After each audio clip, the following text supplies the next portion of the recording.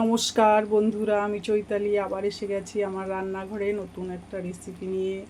আজকে রান্না করছি এই যে পাতলা করে ইলিশ মাছ, ছোট্ট ইলিশ মাছ। এটা বিশাল খেতে পারবে, মানে আমার ছেলে, এটায় তেল নেই তো, এটা খেতে পারবে একদম সামান্য তেল দিয়ে। এই যে কালো জিরে সম্বার দিয়ে ঝোলটা বসিয়েছি, নামমাত্র তেল। দেখো,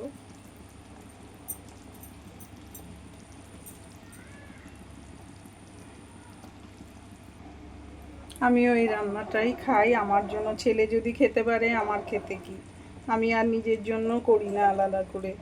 এই যে এখানে গোটা কাঁচা লঙ্কা দিয়ে দিব, ওটাতে আমি খেয়ে নিব। অত ঝাল খাবে না, এই যে গোটা লঙ্কা দিয়ে দিলাম কটা।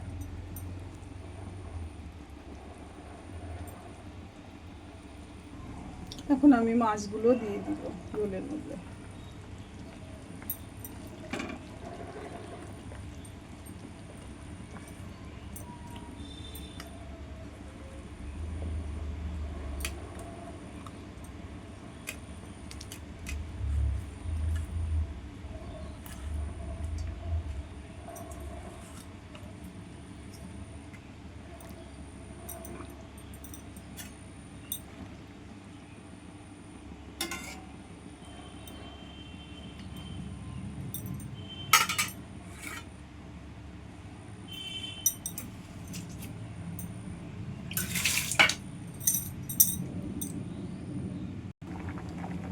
হালকা পাতলা মাছের ঝোল আমার হয়ে গেছে। এখন আমি গ্যাসটা অফ করে দিব।